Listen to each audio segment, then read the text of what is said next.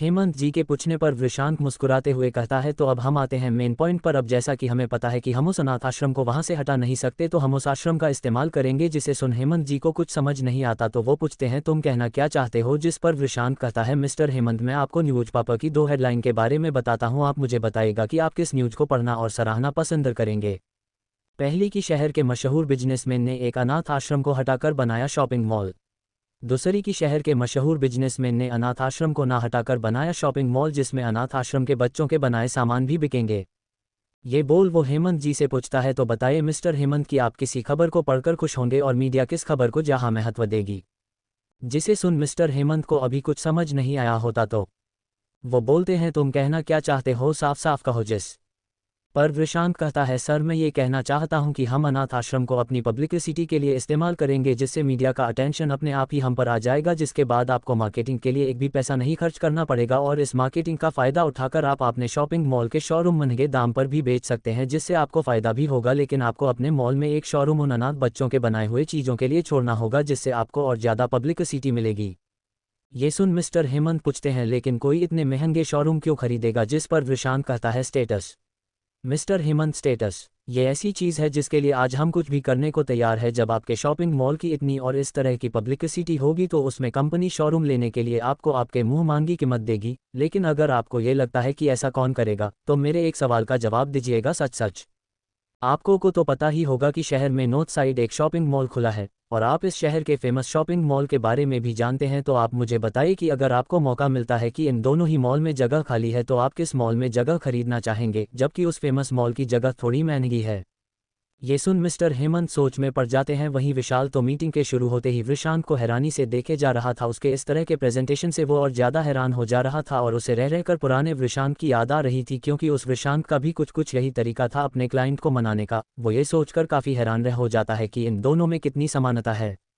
वहीं मिस्टर हेमंत कहते हैं, ये भी कोई पूछने की बात है, मैं उस फेमस मॉल में ही जगह लूँगा। ये सुन वृषांक पूछता है, क्यों? जिस पर मिस्टर हेमंत कहते हैं, अरे क्योंकि वो पहले से ही फेमस है, तो वहाँ कस्टमर भी तो ज़्यादा आएंगे। ये बोलते ही वो चुप हो जाते हैं, क्योंकि उनको उनके सवाल का जवाब मिल जाता है। वहीं वृषांक भी मुस्कुरा देता है और कहता है, बिल्कुल, बाकी भी इसीलिए खरीदेंगे। तो अब बताएं आप क्या कहते हैं इस बारे में। ये सुन मिस्टर हेमंत कुछ सोचने के बाद कहते हैं, लेकिन क्या इस तरह बच्चों का फ़ायदा उठाना अपने बिजनेस के लिए सही रहेगा? जिस पर वृषांक कह रहा है, ऐसा करके हम उन्हें भी तो मौका दे रहे हैं अपनी काबिलियत दिखाने का। आपने शायद उस आश्रम में उन बच्चों के बनाई चीज़ों को देखा नहीं, वरना आप इस तरह की बातें नहीं करते।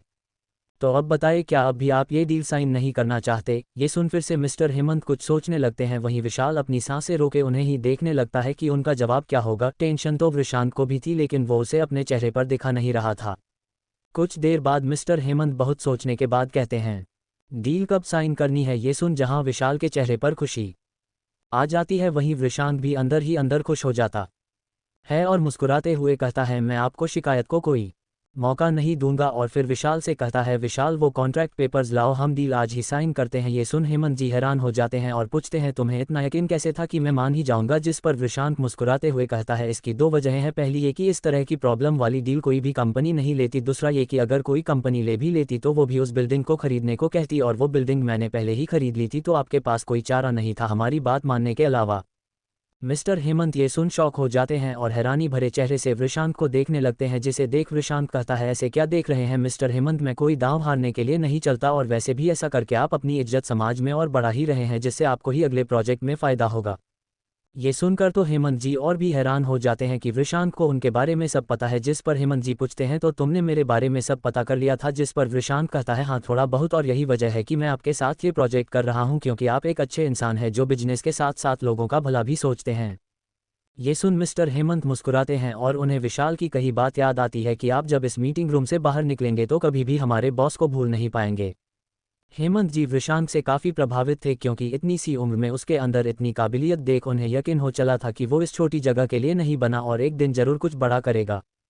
डील साइन होने के बाद मिस्टर हेमंत वहां से जाने लगते हैं, तो विशाल उन्हें नीचे तक छोड़ने आता है। कार में बैठने से पहले वो विशाल से कहते हैं, सही कहा था तुमने, ये बच्चा कोई भूलने की चीज़ नहीं है। ये इन छोटी छोटी उड़ानों के लिए नहीं बना, ये तो ऊंची उड़ान भरने वाला पक्षी है, और मुझे खुशी है कि उसे इस उड़ान का पहला साक्षी मैं हूँ। ये सुन विशाल मुस्कुराता है।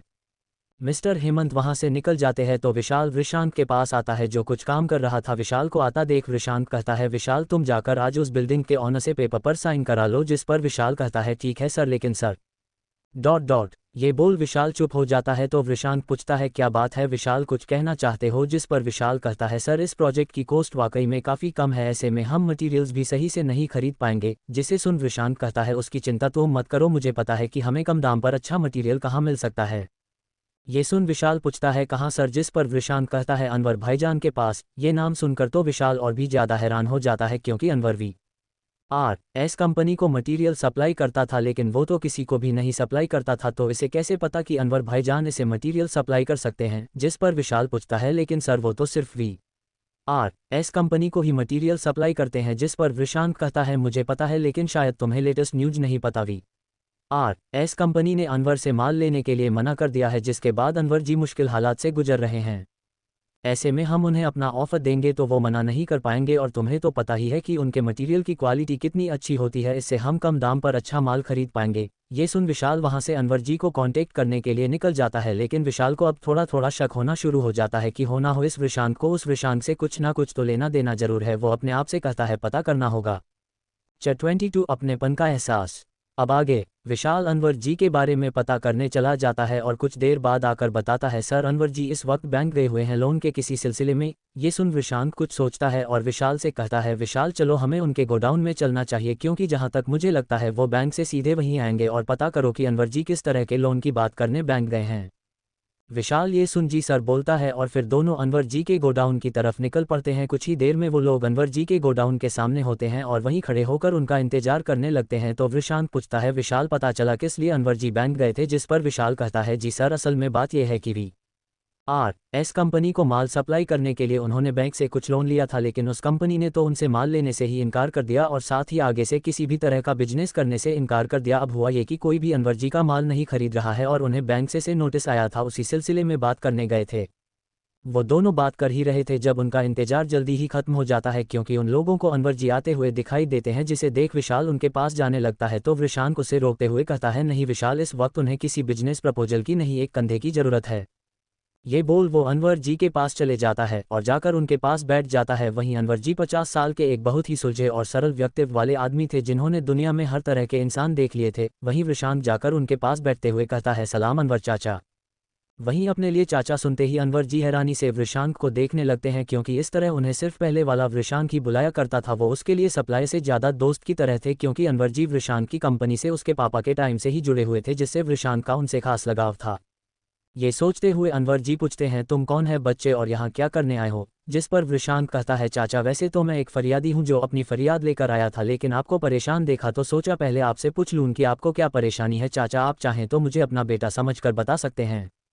वहीं अपने लिए चाचा सुनते ही अनवर जी हैरानी से वृषांक को देखने लगते हैं, क्योंकि इस तरह उन्हें सिर्फ पहले वाला वृषांक ही बुलाया करता था। वो उसके लिए सप्लाई से ज़्यादा दोस्त की तरह थे, क्योंकि अनवर जी वृषांक की कंपनी से उसके पापा के टाइम से ही जुड़े हुए थे, जिससे वृषांक का उनसे खास लगाव था। ये सोचते हुए अनवर जी पूछते हैं तुम कौन है बच्चे और यहाँ क्या करने आए हो? जिस पर वृषांक कहता है चाचा वैसे तो मैं एक फरियादी हूँ जो अपनी फरियाद लेकर आया था, लेकिन आपको परेशान देखा तो सोचा पहले आपसे पूछ लूँ कि आपको क्या परेशानी है। चाचा आप चाहें तो मुझे अपना बेटा समझकर बता सकते हैं। ये सुनना क्यों, लेकिन उन्हें पहले वाले वृषांक की याद आ गई, क्योंकि वो भी उनसे ऐसे ही बात करता था, जिसे सोच उनके आंखों में आंसू आ गए। जिसे देख वृषांक पूछता है क्या हुआ चाचा, आप रो क्यों रहे हैं? जिस पर अनवर जी कहते हैं कुछ नहीं बच्चे, बस किसी की याद आ गई, वो भी बिल्कुल तुम्हारी तरह ही बातें करता था। वैसे तुम बताओ तुम किस तरह की फरियाद लेकर आए हो? वैसे तो अब मेरे पास ज़्यादा कुछ नहीं बचा, लेकिन ना जाने क्यों तुम मुझे अपने से लग रहे हो, इसलिए मैं तुम्हारी मदद करूंगा। बताओ मेरे बच्चे तुम्हें क्या चाहिए? ये सुनना क्यों, लेकिन उन्हें पहले वाले वृषांक की याद आ गई, क्योंकि वो भी उनसे ऐसे ही बात करता था। जिसे सोच उनके आंखों में आंसू आ गए। जिसे देख वृषांक पूछता है क्या हुआ चाचा, आप रो क्यों रहे हैं? जिस पर अनवर जी कहते हैं कुछ नहीं बच्चे, बस किसी की याद आ गई, वो भी बिल्कुल तुम्हारी तरह ही बातें करता था। वैसे तुम बताओ तुम किस तरह की फरियाद लेकर आए हो? वैसे तो अब मेरे पास ज़्यादा कुछ नहीं बचा, लेकिन ना जाने क्यों तुम मुझे अपने से लग रहे हो, इसलिए मैं तुम्हारी मदद करूंगा। बताओ मेरे बच्चे तुम्हें क्या चाहिए? जिस पर वृषांक कहता है वो तो मैं आपको बता दूंगा, लेकिन चाचा पहले आप मुझे बताइए कि आप क्यों परेशान थे। जिस पर अनवर जी अपना सिर झुका लेते हैं और एक ठंडी आंख भर भरते हुए कहता है अब क्या बताऊं बेटे, बहुत मुश्किल में हूं आजकल, जब से V.R.S कंपनी ने हमसे नाता तोड़ा है, दुखों का तो जैसे पहाड़ ही टूट पड़ा हम पर। ये सुन वृषांक को बहुत दुख होता है कि उनके सबसे करीबी आज इतने दुख में है और वो चाह कर भी कुछ नहीं कर पा रहा है। तो वृषांक ने पूछा लेकिन चाचा मैंने तो सुना है आप उनसे बहुत सालों से जुड़े थे, तो फिर अचानक से उन लोगों ने आपसे माल लेना बंद क्यों कर दिया? जिस पर अनवर जी कहते हैं हाँ बेटा सही कहा तुमने, मैं उस कंपनी से बहुत सालों से जुड़ा हुआ था और इसीलिए मैं किसी भी और कंपनी को अपना माल नहीं देता था और वृषांक, वो तो मुझे अपना सगा चाचा ही मानता था। सब सही चल रहा था जब तक वृषांक था, लेकिन उसके जाने के बाद जब से वो कंपनी समीर और निशा के हाथों में गई, उस कंपनी का पतन शुरू हो गया। उस कंपनी को मिलने वाले सारे डील के लिए माल दूसरी जगह से आने लगा, लेकिन मैंने फिर भी उस कंपनी का साथ नहीं छोड़ा। लेकिन एक दिन किसी बात पर मेरी उस समीर से बहस हो गई, जिसके बाद उसने मुझे कंपनी आने से ही मना कर दिया, यहाँ तक कि हमसे माल लेना भी बंद कर दिया। मैंने उस माल के लिए बैंक से लोन लिया था जिसे मैं चुका नहीं पा रहा हूँ, बस उसी लिए परेशान था। जिस पर वृषांक कहता है आपके साथ इतना कुछ हो गया और निशा जी ने कुछ नहीं कहा। जिस पर अनवर जी गुस्से में कहते हैं नाम भी मत लो उस लड़की का मेरे सामने, वो तो इंसान के भेष में शैतान है। शैतान पहले मेरे भोले भाले वृषांक को अपने प्यार के जाल में फंसाया, फिर उसके जाने के बाद समीर से रिश्ता जोड़ लिया। मुझे तो वो लड़की पहले से ही कुछ सही नहीं लगती थी, लेकिन मैंने वृषांक की खुशी के लिए उसे कुछ नहीं कहा। ये सब सुन वृषांक को अपने आप पर बहुत गुस्सा आ रहा था कि उसके एक गलत फैसले की वजह से कितनी जिंदगियां बर्बाद हो गई। वो ये सब सोच ही रहा था जब अनवर जी ने कहा अरे छोड़ो ये सब, वैसे तुम बताओ बच्चे, तुम कुछ क्या फरियाद कर रहे थे, बताओ तुम्हें क्या चाहिए, मेरे बस में होगा तो मैं तुम्हें जरूर दूंगा। जिसे सुन वृषांक अनवर जी का हाथ पकड़ते हुए कहता है चाचा मुझे जो चाहिए वो बस आप ही दे सकते हैं मुझे। जिसे सुन अनवर जी कहते हैं ऐसी क्या चीज़ है जो सिर्फ मैं तुम्हें दे सकता हूँ। तो वृषांक कहता है चाचा असल में मैं एक कंस्ट्रक्शन कंपनी अभी शुरू की है जिसका पहला प्रोजेक्ट मुझे आज मिला है, लेकिन बजट बहुत टाइट है जिसलिए मैं थोड़ा परेशान था। तो मेरे सेक्रेटरी ने मुझे बताया कि आप कम दाम में बहुत अच्छा माल देते हैं, लेकिन उसने ये भी बताया कि आप सिर्फ एक ही कंपनी को वो माल बेचते हैं। बस यही फरियाद लेकर आया था कि चाचा मैं चाहता हूँ कि आप मुझे भी अपना माल दें। मैं जानता हूँ आप उस कंपनी से दिल से जुड़े हैं, लेकिन चाचा मेरे पहले कदम में मैं आपका साथ चाहता हूँ, क्या आप मेरे साथ देंगे। ये सब सुन अनवर जी पहले तो वृषांक को देखने लगते हैं, लेकिन फिर अचानक ही उठकर उसे गले लगा लेते हैं और कहते हैं मेरे बच्चे तुम फरियाद लेकर नहीं बल्कि फरिश्ते बनकर हमारी जिंदगी में आओ। अल्लाह ने तुम्हें मेरे पास अपना बंदा बनाकर भेजा है, मैं तुम्हारी नहीं बल्कि तुम मेरी मदद करने आए हो। मैं तो वैसे भी कल ये सब बेचने वाला था, लेकिन तुम अचानक से मेरे जिंदगी में मसीहा बनकर आ गए। मैं जरूर मदद करूंगा तुम्हारी। तुम बताओ तुम्हें कितना माल चाहिए मेरे बच्चे, मैं तुम्हें मार्केट से कम दाम में माल दूंगा। ये सुन वृषांक के चेहरे पर मुस्कान आ जाती है, तो वो कहता है चाचा मैं चाहता हूं कि अब से आप हमें हर बार माल दिया करें। जिस पर अनवर जी मुस्कुराते हुए कहते हैं क्यों नहीं मेरे बच्चे, मैं जरूर दूंगा तुम्हें। फिर अपने सिर पर मारते हुए कहते हैं अरे देखो मैं भी कितना भुलक्कड़ हूँ, तुमसे इतनी बातें कर ली लेकिन तुम्हारा नाम तो पूछा ही नहीं, तुम्हारा नाम क्या है मेरे बच्चे। जिस पर वृषांक उन्हें बताता है चाचा मेरा नाम वृषांक पांडे है और मेरी कंपनी का नाम आर.पी. कंस्ट्रक्शन है। वृषांक का नाम से अनवर जी के चेहरे पर से हंसी गायब हो जाती है और वो एकटक वृषांक को देखने लगते हैं। वृषांक भी समझ जाता है कि अनवर जी उसका ये सोच रहे हैं कि वो उनका फ़ायदा उठाने के लिए ये सब बोल रहा है, तो वो तुरंत कहता है चाचा मैं जानता हूँ आप सोच रहे होंगे कि मैंने आपसे फ़ायदा उठाने के लिए ये सब बोल है, लेकिन चाचा मेरा यकीन मानिए मेरा नाम वृषांक ही है, आज से नहीं बल्कि हमेशा से। और मैं तो आज से पहले ये जानता भी नहीं था कि आपके ज़िंदगी में भी कोई वृषांक नाम का इंसान था जिससे आप बहुत प्यार करते थे। वृषांक की बातें सुन अनवर जी के चेहरे पर वापस हंसी आ जाती है। वो कहते हैं बच्चे मैं जानता हूं तुम ऐसे नहीं है, बल्कि मैं तो ऐसा कुछ सोच भी नहीं रहा था। उम्र के इस पड़ाव में मैं लोगों की आंखें देखकर ही उनके इरादे भांप जाता हूं और तुम मुझे बिल्कुल वैसे नहीं लगे। ये सुन वृषांक तो तसल्ली होती है, तो वो बाकी की बातें कल ऑफिस में करने को कह जाने लगता है। उसे जाने का बिल्कुल भी मन नहीं था, क्योंकि उसके इस शरीर में आने के बाद से उसे आज तक कोई भी अपना नहीं मिला था। उसे हमेशा अनजान चेहरे ही दिखे थे, लेकिन आज जब उन्हें अपने जान पहचान का चेहरा दिखा तो वो बहुत भावुक हो उठा था। लेकिन वो वहां से बिना कुछ कहे जाने लगता है, क्योंकि अगर वो यहाँ कुछ देर और रुका तो अपने आप को कंट्रोल नहीं कर पाएगा और रो देगा। वहीं अनवर जी उसे जाते देख पीछे से बोलते हैं वृषांक बच्चे आराम से और ध्यान से जाना, ठीक है। वृषांक का इतना सुनना था कि वो भागकर अनवर जी के गले लगकर उसने जो अब तक अपने आप को रोक कर रखा था जोर जोर से रो पड़ा। ये सब देख अनवर जी और विशाल दोनों हैरान थे। जहां अनवर जी को ये समझ नहीं आ रहा था कि आखिर उसे क्या हुआ, वहीं विशाल इसलिए हैरान था क्योंकि उसने इतने दिनों में कभी वृषांक को इस तरह एक्ट करने नहीं देखा। वहीं वृषांक इस सब की परवाह ना करते हुए अनवर जी के गले लग रो रहा था। उसे ऐसा लग रहा था कि जैसे किसी छोटे बच्चे को मेले में उसके माँ बाप बिछड़ गए हों और अचानक से वो उनके सामने आ गए हों। 23 एक्सीडेंटल किस। अब आगे काफ़ी देर रोने के बाद जब वृषांक का मन हल्का हो जाता है तो वो अनवर जी के अलग होता है। वहीं अनवर जी उसे अजीब नज़रों से देख रहे होते हैं, मानो पूछ रहे हों क्या हुआ बच्चे, तुम इस तरह क्यों रोए। जिस समझते हुए वृषांक कहता है वो ... चाचा मुझे माफ़ कर दीजिएगा, असल में आपको देखकर मुझे मेरे चाचा की याद आ गई, वो भी मुझे इसी तरह बुलाया करते थे, बस वही सोचकर थोड़ा इमोशनल हो गया था।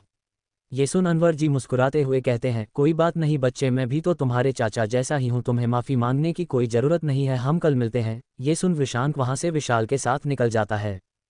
कार में विशाल वृषांक से कहता है सर मटेरियल की प्रॉब्लम तो सॉल्व हो गई, हम काम कब से शुरू कर सकते हैं। जिस पर वृषांक कहता है जितनी जल्दी हो सके, और हाँ इस खबर को न्यूज एजेंसी तक पहुंचा दो जिससे हमें ही फायदा होगा। ये सुन विशाल कहता है ठीक है सर। इन सब काम को करते करते काफ़ी देर हो जाती है तो विशाल पूछता है, सर आपको घर ड्रॉप कर दूँ? घर शब्द सुनते ही वृषांत को अचानक भाव्या का चेहरा नज़रों के सामने घूम जाता है, जिससे वो ना चाहते हुए भी मुस्कुराने लगता है। वहीं विशाल अभी भी जवाब का इंतजार कर रहा था तो वृषांत कहता है, हाँ विशाल, मुझे घर छोड़ दो और कल जल्दी ही ऑफिस के लिए निकल जाना, हमें जितनी जल्दी हो सके ये प्रोजेक्ट शुरू करना है। उद्धरण चिन्ह। ये बोल वो चुप हो जाता है। कुछ ही देर में वृषांत घर आ जाता है तो विशाल उसे वहीं छोड़कर निकल जाता है। उधर भाव्या हमेशा की तरह वृषांत का इंतजार कर रही थी। उसे तो ना जाने क्यों लेकिन वृषांत का इंतजार करना अच्छा लगता था, लेकिन आज उसके मन में वृषांत के लिए कई सवाल थे जिसे वो वृषांत से पूछना चाहती थी। सामने वृषांत को आता देख भाव्या के चेहरे पर स्माइल आ जाती है। वहीं वृषांत भाव्या को उसका इंतजार करते देख मुस्कुराने लगता है। भाव्या वृषांत के पास जाती हुई कहती है, आ गए तुम, ये तुम रोज घर लेट क्यों आते हो? ऐसा क्या काम करते हो कि तुम्हें लेट हो जाता है? उद्धरण चिन्ह। भाव्या की इस तरह की शिकायत सुन वृषांत दिल तो प्यार से भर उठता है। उसे तो ऐसा लग रहा था जैसे भाव्या उसके घर लेट आने से उसे एक बीवी की तरह पूछ रही हो, आज लेट क्यों हुए? ये सब सोच वो खुद को मुस्कुराने से रोक नहीं पाता। वहीं भाव्या उसे मुस्कुराता देख प्यार से उसे निहारने लगती है, क्योंकि इस वक्त उसे वृषांत दुनिया का सबसे हैंडसम आदमी लग रहा था। लेकिन तुरंत ही होश में आते हुए कहती है, बताओ तुम रोज लेट क्यों होते हो? जिस पर वृषांत भी होश में आते हुए कहता है, क्योंकि मैं ऐसा काम करता हूं जिसमें थोड़ी लेट ही छुट्टी मिलती है। वैसे तुम क्यों पूछ रही हो ये सब? फिर शरारती मुस्कान लिए पूछता है, मेरे बिना मन नहीं लगता है क्या तुम्हारा? जिसे सुन भाव्या झेप जाती है और इधर उधर देखने लगती है। अपनी झेप मिटाने के लिए वो वृषांत से आज कॉलेज में हुए इंसिडेंट के बारे में पूछने का सोचती है और पूछती है, वृषांत तुम्हें उस सवाल का जवाब कैसे पता था जिसका जवाब आज तक कोई नहीं जान पाया था? और तुम्हें राजेश सर के बारे में इतना कैसे पता? Dot dot. ये सुनते ही वृषांत अपने मन में खुद को डांटते हुए कहता है, बस हो गया और बन कूल, अब दे जवाब भाव्या के सवालों का। लेकिन फिर अपने आप को शांत करते हुए और बिना नजरें मिलाए कहता है, ओ डॉट डॉट। असल में मैं भी वो सवाल मैगजीन में देख लिया था और फिर उसका हल ढूंढने में लगा था। ये सच है कि उसे सिर्फ एक ही इंसान ने हल किया था जो उस जवाब को रजिस्टर नहीं करवा पाया, लेकिन जिस इंसान ने उस मैथ चैंपियनशिप की सवालों को चेक किया था उसने उस हल की फोटो ले ली थी और अपने साइट पर डाल दी थी जहां से मुझे वो हल मिला। लेकिन फिर जैसे ही वो सवाल मैगजीन में छपा उसने वो फोटो वहां से हटा दी, लेकिन तब तक मैं देख चुका था। उद्धरण चिन्ह।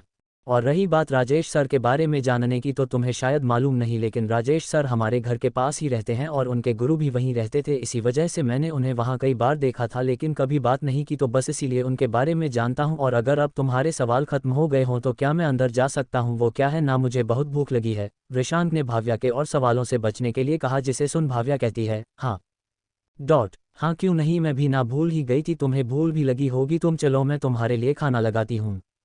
ये बोल वो किचन की तरफ चली जाती है। वहीं वृषांत भी चेंज करने चला जाता है। चेंज करके आने बाद वो खाने बैठ जाता है। वहीं भाव्या उसे खाते हुए देखने लगती है। खाना खत्म करने के बाद भाव्या प्लेट को किचन में रख कर आ रही थी। वृषांत अपने फ़ोन में कुछ देख रहा था और भाव्या उसे देख रही थी। उसे देखने के चक्कर में उसे दिखाई ही नहीं दिया और वो नीचे कालीन में फंस कर गिरने लगी, जिसे देख वृषांत भी उसे बचाने के लिए आगे आ गया। लेकिन तब तक बहुत देर हो चुकी थी। भाव्या वृषांत को लेकर नीचे गिर चुकी थी, जिससे उन दोनों के लिप्स एक दूसरे से जुड़ जाते हैं और दोनों ना चाहते हुए भी एक दूसरे को किस कर बैठते हैं।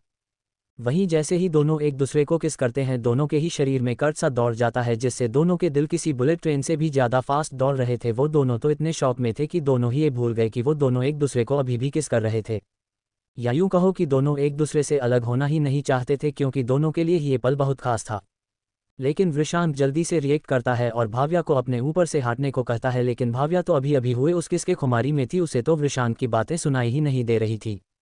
तो वृषांत उसे हिलाते हुए कहता है, भाव्या उठो। ये सुन भाव्या होश में आती है। अब उसे वृषांत से नजरें मिलाने में भी शर्मा रही थी। वो जल्दी से उठकर वहां से अपने कमरे की ओर भाग जाती है। वहीं वृषांत उसे इस तरह भागते हुए देख मुस्कुराने लगता है और मुस्कुराते हुए ही अपने कमरे में चला जाता है और जाकर बेड पर अभी अभी हुए उस एक्सीडेंटल किस के बारे में ही सोचे जा रहा होता है। उसे ना जाने क्यों लेकिन भाव्या को किस करने में कोई असहजता महसूस नहीं हुई थी, बल्कि उसे तो ऐसा लगा जैसे किसी प्यासे को पानी मिल गया हो। वहीं पिछले जन्म में जब निशा वृषांत को किस करने की कोशिश करती थी तो ना जाने क्यों उसे वो सब बिल्कुल अच्छा नहीं लगता था।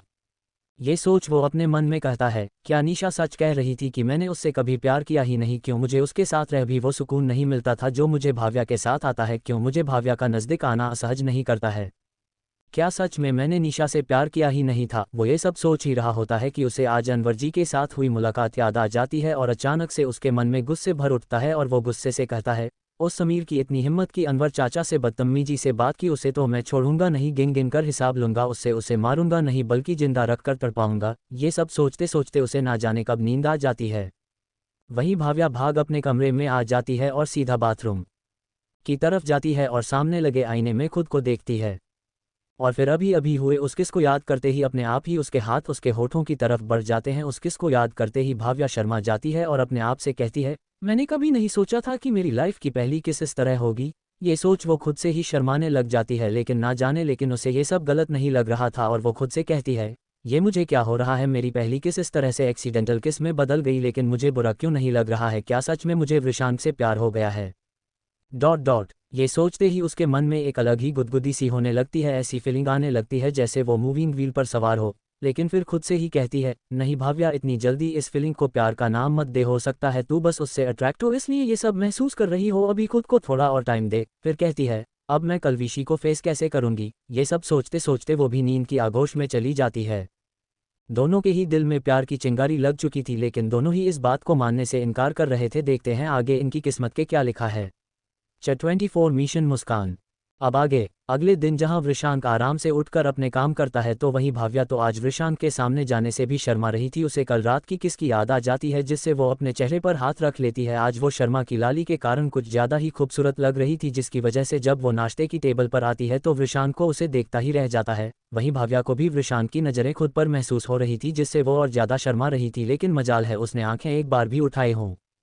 वहीं वृषांक भाव्या से कल रात के बारे में बात करना चाहता था, लेकिन भाव्या तो आज वृषांक को फुल इग्नोर करने के मूड में थी, या यूँ कहें कि उसकी हिम्मत ही नहीं हो रही थी कि वो वृषांक से बात कर सके। कार में वृषांक ने कई बार भाव्या से बात करने की कोशिश की, लेकिन वो हर बार वृषांक के बात करने से पहले ही कुछ और बोलने लगती। वृषांक भी समझ रहा था कि भाव्या उस बारे में बात नहीं करना चाहती, तो वृषांक भी कुछ नहीं बोलता।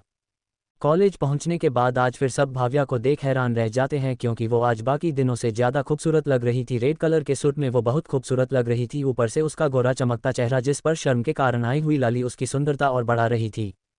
वहीं खड़ा जसमीत तो उसे देख अपनी पलकें ही नहीं झपका पा रहा था। भाव्या के आते ही जाकर उसके सामने खड़ा हो जाता है, जिसे देख भाव्या का पारा हाई हो जाता है। वो गुस्से से कहती है, क्या है, मेरे सामने क्यों खड़े हो, हटो मेरे रास्ते से। जिसे जसमीत अनसुना कर देता है और कहता है, भगवान ने कितनी फुर्सत से बनाया है तुम्हें, तुम तो कसम से बवाल लग रही हो। ये बोल वो भाव्या को गंदी नज़रों से देखने लगता है, जिसे देख भाव्या तो उससे नफरत सी होने लगी थी और उसकी घुरती आंखों से वो असहज होने लगी थी। वहीं जसमीत भाव्या को कुछ ना बोलता देख उसे छूने के लिए आगे बढ़ने लगता है, तो भाव्या और घबरा जाती है। जसमीत उसे छूने ही वाला होता है कि तभी कोई उसका हाथ पकड़ जोर से मोड़ देता है, जिससे एक तेज चीख के साथ जसमीत जमीन पर गिर जाता है। वहीं सब उसकी चीख सुन वहां इकट्ठा होने लगते हैं। वहीं भाव्या तो उसे आदमी को देखकर एक चैन की सांस लेती है। वह आदमी और कोई नहीं बल्कि अपना वृषांक ही था, लेकिन वो इस वक्त इतने गुस्से में था कि उसे देख भाव्या भी उससे डरने लगी थी। वहीं वृषांक जसमीत से कहता है, आगे से किसी भी लड़की को बिना उसकी इजाज़त के छूने से पहले 100 बार सोचा समझे, क्योंकि शास्त्रों में लिखा है, जो मनुष्य स्त्री का सम्मान नहीं करता, उसका अनादर करता है, वो अपने और अपने कुल का विनाशक बनता है। उदाहरण के लिए महाभारत और रामायण पढ़ लो, समझे, उनकी इज्जत करना सीखो, क्योंकि मनुष्य के जीवन का आधार ही एक स्त्री है जिससे तुम हुए हो। और आगे से भाव्या को छूने से पहले तो खुद ही को मौत के हवाले कर देना, क्योंकि फिर मैं तुम्हें नहीं छोड़ूंगा, समझे। वृषांक की बात वहां खड़े सभी लोग सुनते हैं और हैरान रह जाते हैं। वहीं भाव्या तो अभी भी डरी हुई थी, क्योंकि आज पहली बार उसने वृषांक को इतने गुस्से में देखा था। तभी वहां अनूप और मुस्कान भी आ जाते हैं, उन्होंने भी वृषांक की बातें सुन ली थी। जहां सब वृषांक को देखे जा रहे थे, वहीं वृषांक को तो जैसे उन सब से कोई मतलब ही नहीं था। वो आराम से भाव्या को वहां से लेकर मुस्कान के पास छोड़ कहता है, मुस्कान भाव्या को क्लास में लेकर जाओ, मैं आता हूं। जिसे सुन मुस्कान के अंदर हिम्मत नहीं थी कि वो कुछ भी वृषांक को बोल पाए, इसलिए तीनों वहां से निकल जाते हैं। वहीं वृषांक जब बाकी सबको देखता है तो सब अभी भी वहीं खड़े थे, जिसे देख वृषांक कहता है, क्या यहाँ कोई फिल्म चल रही है जो अभी तक यहीं खड़ो हो, चलो जाओ अपने अपने क्लास में। ये बोल वो वहां से निकल जाता है। वहीं जसमीत तो अभी अभी वहीं पड़ा था, उसके दोस्त उसे वहां से लेकर जाते हैं। इतनी मार खाने के बाद भी जसमीत नहीं सुधरा था। वो अपने आप से कहता है, तूने ये सही नहीं किया वृषांक, देखना मैं इसका बदला कैसे लेता हूँ, छोड़ूंगा नहीं तुझे और उस भाव्या को तो अब मैं अपने बिस्तर तक लाकर ही रहूंगा, देखा हूँ कैसे रोक पाता है मुझे। उधर भाव्या तो अभी भी वृषांक के कहे गए शब्दों को ही याद कर रही थी और अपने आप से कह रही थी, ये कितनी इज्जत करता है औरतों की, ये कैसे किसी लड़की को चोट पहुंचा सकता है। फिर उसे वृषांक के किए हुए सुलूक की याद आती है, तो वो कहती है, जरूर कोई तो बात रही होगी जो उस दिन वृषांक वो सब कर गया, वरना जो लड़का लड़कियों का इतना सम्मान करता है वो कैसे किसी के साथ बदतमीजी कर सकता है। वहीं मुस्कान और अनूप भाव्या को इतना खोया देख उससे कुछ भी ना पूछना ही बेहतर समझते हैं। कुछ देर में क्लास शुरू हो जाती है और लगातार 3 क्लास चलती रहती है, जिसके बाद जाकर उन लोगों को थोड़ा टाइम मिलता है, जिसके बाद चारों कैंटीन जाते हैं। कोई भी सुबह हुई बात के बारे में बात नहीं कर रहा था, सब शांत थे। तो मुस्कान इतनी शांति देख सबका ध्यान भटकाने की कोशिश करते हुए वृषांक से कहती है, वैसे वृषांक, क्या तुम्हें भूख लगी है? मैं तुम्हारे लिए कुछ लाऊं? जिसे सुन भाव्या और अनूप का तो मुंह ही बन जाता है। वहीं वृषांक भी मुस्कान का इरादा समझ रहा था, तो वो भी मुस्कुराते हुए कहता है, नहीं मैं कुछ नहीं खाऊंगा, हाँ लेकिन चाय चलेगी। जिसे सुन मुस्कान कहती है, क्या यार वृषांक, तुम तो कुछ खाते ही नहीं हो, वैसे यहाँ के समोसे काफ़ी अच्छे हैं, तुम्हें ट्राई करने चाहिए। जिसे सुन अनूप अपना मुंह बनाते हुए कहता है, अरे मोटी, सीधे सीधे बोलना, तुझे समोसे खाने हैं, यूँ बात घुमा क्यों रही है? ये सुन मुस्कान गुस्से से कहती है, तुझे क्या परेशानी है? तेरा तो नहीं खा रही ना, तुझे क्यों बुरा लगता है जब भी मैं कुछ खाने की बात करती हूँ? और फिर दोनों की बहस शुरू हो जाती है, जिसे देख भाव्या और वृषांक परेशान हो जाते हैं। तो भाव्या उन्हें शांत कराते हुए कहती है, चुप हो जाओ, तुम दोनों जब देखो तब लड़ते रहते हो। जिसे सुन मुस्कान कहती है, मैंने शुरू नहीं किया था, इसने शुरू किया था। जिसे सुन भाव्या कहती है, ठीक है माते, लेकिन अब आप तो चुप हो जाए। ये सुन मुस्कान कहती है, मैं तो चुप ही हूँ, वैसे भी इस बिल्ले से लड़कर तो मुझे और भूख लग गई है, चल भाव्या कुछ खाने को लेने चलते हैं, वरना ये हम सबका दिमाग ही खाएगा। ये बोल वो भाव्या को वहाँ से लेकर चली जाती है। वहीं उसे जाता देख अनूप मुस्कुरा देता है, जिसे वृषांक देख लेता है। वहीं वृषांक को खुद को देखता पाकर अनूप इधर उधर देखने लगता है। तो वृषांक कहता है, जब तुम दोनों एक दूसरे से इतना प्यार करते हो तो कहते क्यों नहीं एक दूसरे को? ये सुन अनूप हैरान रह जाता है और हैरानी से पूछता है, तुम क्या कह रहे हो? मुझे कुछ समझ नहीं आ रहा है। जिस पर वृषांक कहता है, देखो अनूप, मुझसे झूठ बोलने की कोशिश तो करना मत, क्योंकि मैंने तो तुम्हारी आंखों में मुस्कान के लिए प्यार पहले ही दिन देख लिया था, लेकिन मैं ये समझ नहीं पा रहा हूँ कि तुम मुझसे कहते क्यों नहीं हो। जिसे पर अनूप शांत हो जाता है और एक गहरी सांस लेते हुए कहता है, मैं क्या करूं, कभी हिम्मत ही नहीं होती उससे कहने की, डरता हूं कि कहीं प्यार पाने के चक्कर में उसकी दोस्ती ना खो दूं, और वैसे भी मैं तो इसी में खुश हूं, एक ना एक दिन तो उससे मेरा प्यार देखागा ही, उस दिन का मैं इंतजार करूंगा। ये सुन वृषांक कहता है, अनूप, ये असल जिंदगी है, कोई फिल्म नहीं कि किसी दिन मुस्कान तुम्हारा प्यार बिना कहे समझ जाएगी। कहीं ऐसा ना हो वो दिन कभी ना आए और एक दिन मुस्कान को कोई तुम्हारी आंखों के सामने से ले जाए। ये सुन अनूप कहता है, तो मैं क्या करूं, तुम्हें दिखता मेरा प्यार? भाव्या को दिखता है मेरा प्यार, तो उसे क्यों नहीं दिखता? जिसे सुन वृषांक कहता है, उसे भी है तुमसे प्यार, वो बस उस चीज़ को मानना नहीं चाहती है। ये सुन अनूप कहता है, तो मैं क्या करूं जिससे वो मुझसे अपने दिल बात कह सके, जिससे मुझे कुछ तो पता चले कि वो मुझे पसंद करती है भी या नहीं। जिसे सुन वृषांक कहता है, ये पता करने का एक तरीका है मेरे पास, इससे तुम्हें ना सिर्फ उसके दिल की बात पता चलेगी, यहाँ तक कि वो तुमसे कितना प्यार करती है ये भी पता चलेगा। लेकिन प्लान थोड़ा रिस्की है, उल्टा भी पड़ सकता है, तो कहो तुम तैयार हो? जिस पर अनूप कहता है, मुस्कान को किसी और के साथ जाते हुए देखने से तो कई गुना अच्छा है कि मैं एक बार कोशिश करके उसे अपने दिल की बात बता ही दूं। तुम प्लान बताओ, मैं रिस्क लेने को तैयार हूं। ये सुन वृषांक उसे अपना प्लान बताता है, जिसे सुन अनूप खड़ा होते हुए कहता है, ये तुम क्या बकवास कर रहे हो? इससे तो अच्छा है मैं खुद ही उसे पाने के ख्वाब देखना छोड़ दूं, क्योंकि ये करके तो मैं वैसे भी उसे खो दूंगा। जिस पर वृषांक कहता है, देख लो, अब तुम्हें रिस्क लेकर मुस्कान का जिंदगी भर साथ चाहिए, या फिर कुछ ना करके जिंदगी भर का पछतावा। ये सुन अनूप कुछ देर सोचता है, फिर कहता है, मैं जिंदगी भर पछताना नहीं चाहता, कि काश मैंने मुस्कान से अपने दिल की बात कही होती तो आज वो मेरे साथ होती। मैं तैयार हूँ। एल्च 25 मुस्कान हट अनूप। अब आगे वृषांक का प्लान सुनने के बाद अनूप वो रिस्क लेने के लिए तैयार हो जाता है। प्लान के तहत अनूप को किसी दूसरी लड़की के साथ फ्लर्ट करना था, जिसे देख मुस्कान जेलस होगी, और अगर ऐसा होता है तो वो जरूर कुछ ना कुछ करेगी, जिसके बाद तुम अपना लव कन्फेस करना वो जरूर मान जाएगी। लेकिन इसने ये रिस्क था कि अगर मुस्कान को जेलेसी नहीं हुई तो अनूप बुरा फंस जाएगा, क्योंकि मुस्कान को उस तरह के लड़के बिल्कुल पसंद नहीं थे जो लड़कियों को चीट करते हैं। लेकिन कुछ पाने के लिए रिस्क तो लेना ही पड़ता है। वहीं दूसरी तरफ मुस्कान और भाव्या खाने का ऑर्डर देने जाती है, जहां भाव्या मुस्कान से पूछती है, यार तू इतना लड़ती क्यों है अनूप से? तू जानती है ना वो तुझसे कितना प्यार करता है, तो फिर तू क्यों उसके साथ ऐसा करती है?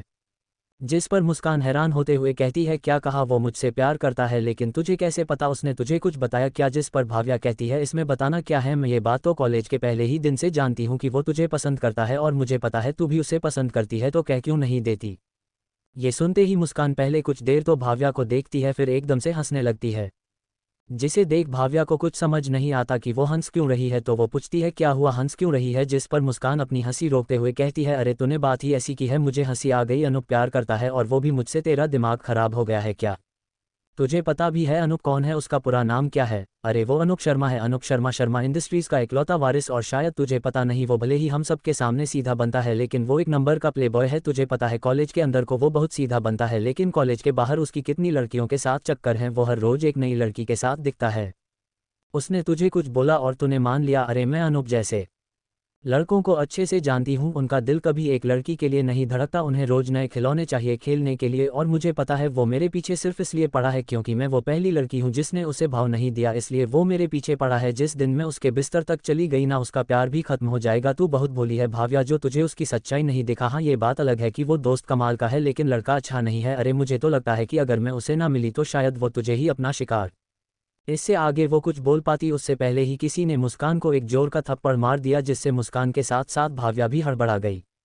वहीं जब दोनों ने अपना होश संभाला तो सामने और कोई नहीं बल्कि अनूप ही खड़ा था और उसके पीछे विशांत खड़ा था। उसे भी मुस्कान के मुंह से ये सब सुन विश्वास नहीं है कि वो अनूप के बारे में ऐसा सोचती थी। वहीं अनूप गुस्से से मुस्कान के देख रहा था और गुस्से से कहता है, अब तक तो मुझे लगता है कि शायद मेरे बार बार टोकने से तुम इतना चिढ़ती हो मुझसे, लेकिन आज मुझे पता चला कि तुम मेरे बारे में ऐसा सोचती थी कि मैं एक प्लेबॉय हूं और बाहर मेरे कई लड़कियों के साथ चक्कर हैं और मैं सिर्फ तुम्हें अपने बिस्तर तक ले जाने के लिए ये सब कर रहा था। आज तुमने हद पार कर दी मुस्कान, तुमने मुझ पर सवाल खड़े किए, यहाँ तक तो ठीक था, लेकिन तुम्हें कोई हक नहीं है मेरी फीलिंग्स को जज करने का। अरे मुझे तो अब खुद पर ही शर्म आ रही है कि मैंने तुम जैसे छोटी सोच वाली लड़की से प्यार भी किया था। अरे तुम तो अपनी सोच में इतनी गिर गई कि तुम्हें मेरा और भाव्या का रिश्ता भी गंदा लगने लगा। बहन, मानता हूँ मैं उसे, लेकिन तुमने तो उसे भी नहीं छोड़ा। इतना सब सुनने के बाद मुस्कान भी कहाँ चुप रहने वाली थी, वो भी चिल्लाते हुए कहती है, तो क्या गलत कहा मैंने? तुम हो उसी तरह के इंसान जिसका एक लड़की पर दिल कभी आ ही नहीं सकता। तुम एक नंबर के घटिया इंसान हो जो रोज अपने कपड़ों की तरह लड़कियां बदलता है। मैं तुम्हारे रग रग से वाकिफ हूँ, मुझे अपने बातों को जाल में तुम नहीं फंसा सकते, क्योंकि तुम उसी तरह के इंसान हो। समझे? मुझे सुनाने से पहले अपने गिरेबान में झांक कर देखो, फिर कुछ बोलना। ये सब सुन अनूप को तो ऐसा लग रहा था जैसे कोई उसके दिल में हजारों सुइयां चुभो रहा हो। उसे एक तेज दर्द का एहसास अपने दिल में हुआ, जिससे वो एक बार के लिए लड़खड़ा गया, जिसे वृषांक और भाव्या ने वक्त रहते संभाल लिया। लेकिन अनूप का दिल तो हजारों टुकड़े में बिखर चुका था, जिसे शायद समेटना किसी के बस की बात नहीं थी। वो खुद को संभालते हुए कहता है, सही कहा तुमने, मेरी ही गलती है कि मैंने तुमसे इतना प्यार किया। मैं पिछले 5 साल से तुमसे पागलों की तरह प्यार करता रहा, सिर्फ इस उम्मीद में कि एक दिन तुम जरूर मेरे प्यार को समझोगी, लेकिन मुझे क्या पता था कि तुम मेरे बारे में ऐसा सोचती है। मैं ही बेवकूफ़ था जो समझ नहीं पाया, लेकिन अभी भी बहुत देर नहीं हुई। आज से मैं अपने दिल में तुम्हारे लिए सारे जज्बात खत्म करता हूँ, आज के बाद हम दोस्त भी नहीं रहे। ये बोल वो वहां से जाने लगता है। वहीं मुस्कान को तो जैसे कोई फर्क ही नहीं पड़ रहा था, वो आराम से खड़ी थी, लेकिन जाते जाते अनूप मुड़ते हुए कहता है, मिस मुस्कान, मुझे पता है कि आपके दिमाग में मेरी जो इमेज बन गई है वो कभी सही नहीं होगी, और अब तो मैं चाहता भी यही हूँ कि वो कभी सही भी ना हो, लेकिन मैं भगवान से प्रार्थना करता हूँ कि भगवान आपको हमेशा खुश रखे, और अगर कभी तुम्हें सच्चाई पता चले तो उसे सुनने और सहने की शक्ति दे। ये बोल वो वहां से निकल जाता है। वहीं भाव्या भी मुस्कान को देखने लगती है और कहती है, मुस्कान, आज तुमने वाकई बहुत गलत किया, मुझे नहीं पता था कि तुम ऐसा सोच सकती हो मेरे बारे में। मैं भी अब तुम्हारी दोस्त नहीं रह सकती, और मैं भी भगवान से प्रार्थना करती हूँ कि जिस दिन तुम्हें सच का पता चले भगवान तुम्हें उसे सहने की ताकत दे। ये बोल वो भी अनूप के पीछे निकल जाती है। अब वहां सिर्फ वृषांक और मुस्कान रह गए थे, जिसे देख मुस्कान कहती है, तुम्हें कुछ नहीं कहना क्या? आखिर तुम भी तो भाव्या के ही फ्रेंड हो, तुम कुछ नहीं कहोगे? जिस पर वृषांक मुस्कुरा देता है और कहता है, नहीं, मैं कुछ नहीं कहूंगा, क्योंकि मैं ना तो तुम्हें अच्छे से जानता हूं और ना ही अनूप को, इसलिए मैं तुम्हारे मामले में नहीं बोलूंगा, क्योंकि मुझे नहीं पता कि किसकी गलती है। हाँ, लेकिन इतना जरूर कहूंगा कि हमें अपने शब्दों का चयन बहुत सोच समझ कर करना चाहिए, क्योंकि गोली और बोली दो ऐसी चीजें हैं जो निकलने के बाद कभी वापस नहीं आती, और गोली से ज़्यादा घातक इंसान की बोली गई बोली होती है, क्योंकि गोली तो सिर्फ इंसान के बाहरी शरीर को चोट पहुंचाती है, लेकिन बोली इंसान के अंतमन को चोट पहुंचाती है। इसीलिए मैं सिर्फ इतना कहना चाहूंगा कि तुमने जो बोला वो सही नहीं था। जिसे सुन मुस्कान कहती है, तुम ऐसा इसलिए कह रहे हो क्योंकि तुमने अनूप की सच्चाई नहीं देखी है, अगर देखते तो ये नहीं बोलते। मैंने देखी है उसकी सच्चाई की, वो एक नंबर का लड़केबाज है। जिस पर वृषांक कहता है, मुझे नहीं पता क्या सच है और क्या झूठ, मैं सिर्फ अपने ऊपर विश्वास करता हूं, और मेरा विश्वास कहता है कि अनूप गलत इंसान नहीं है। मुझे नहीं पता कि तुमने क्या देखा कि तुमने अनूप को गलत समझ लिया, लेकिन मुस्कान, मैं तो तुमसे एक ही बात कहना चाहूंगा कि हमेशा अपनी आंखों का देखा सच हो, ये जरूरी नहीं, कभी कभी हमें नजरों का धोखा भी हो जाता है, बाकी तुम खुद ही समझदार हो। ये बोल वो भी वहां से निकल जाता है और मुस्कान वहां अकेली खड़ी रह जाती है।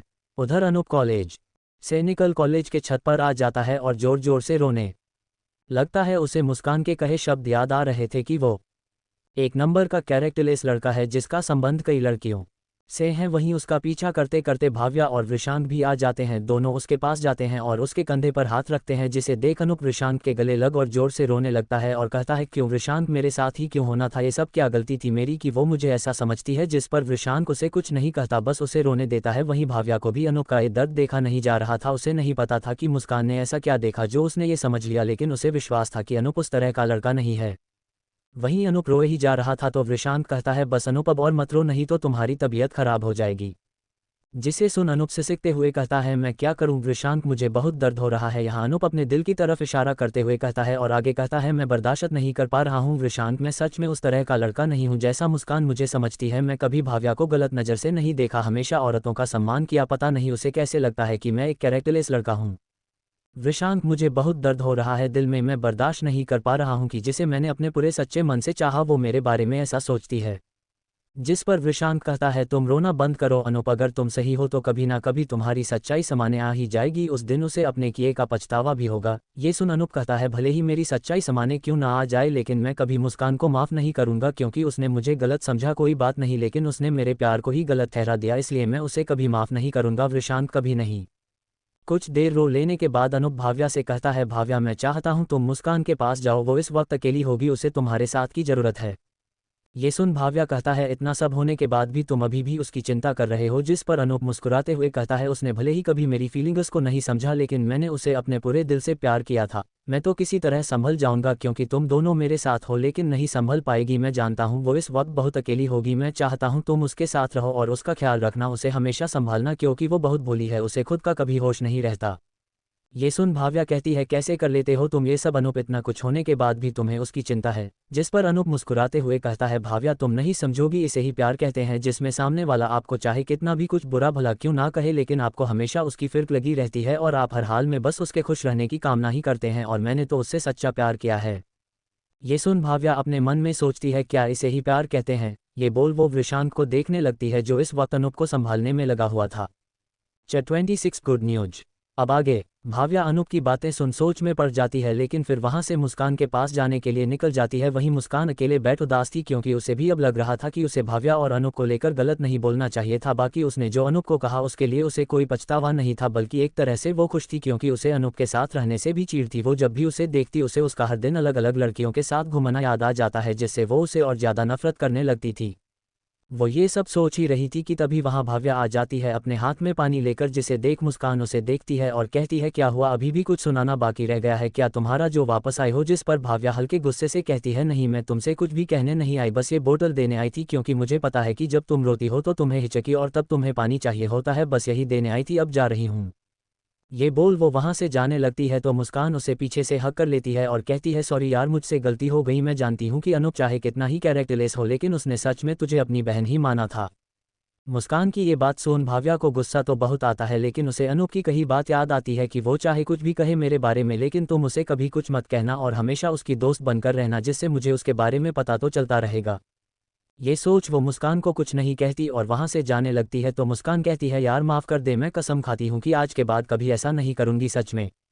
जिस पर भाव्या कहती है, हॉल की मैं तुझसे अभी भी गुस्सा हूँ लेकिन फिर भी मैं तुझे एक चांस देती हूँ, अब की बार अगर तूने कोई भी इस तरह की हरकत की तो मैं भूल जाऊंगी कि तू मेरी दोस्त है। जिस पर मुस्कान भी उसे ओके कहती है, लेकिन फिर आगे कहती है, लेकिन मेरी भी एक शर्त है कि अब अनूप हमारे साथ इस ग्रुप का हिस्सा नहीं रहेगा। मुझे ना जाने क्यों उसे देख नफरत सी होने लगती है, अब तक मैं उसे सिर्फ तेरी वजह से बर्दाश्त करती थी लेकिन अब नहीं, अगर मंजूर है तो बोल, नहीं तो रहने दे।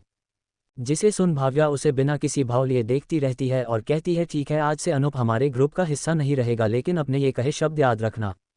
जिसे सुन मुस्कान मुस्कुरा देती है और भाव्या को गले लगा लेती है। वहीं कुछ दूर खड़े अनूप और वृषांक भी मुस्कान और भाव्या की बातें सुन लेते हैं। जहां वृषांक को अनूप के लिए बुरा लग रहा था वहीं अनूप का तो और भी बुरा हाल था। उसने जिसे अपनी जिंदगी में सबसे ज्यादा चाहा, आज उसने उससे सुनने को मिल रहा था कि वो उससे नफरत करती थी। ये सुनकर तो अनूप बिल्कुल टूट ही जाता है, लेकिन फिर भी ये बात किसी को नहीं जताता।